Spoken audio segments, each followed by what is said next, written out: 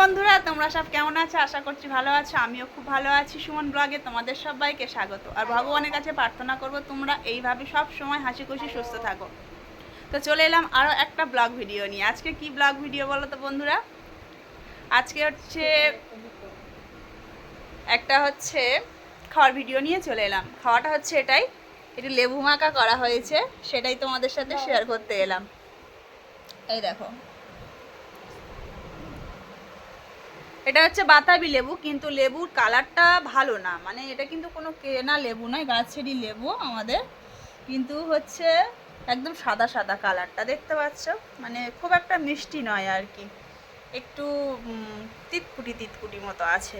তো কি কি দিয়ে মাখাটা করলাম বন্ধুরা বলো তো? লঙ্কা দিয়েছি, চিনি দিয়েছি আর লবণ দিয়েছি, এই দিয়ে খাওয়া হবে।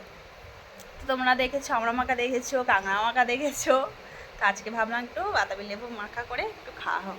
তো আমার বন্ধুদের সাথে তো অবশ্যই শেয়ার করতেই হবে, যেহেতু আমার বন্ধুরা এখন আমার ফ্যামিলির সদস্য, তাই না? তো সদস্যদের কি না জানালে হয় আর কি।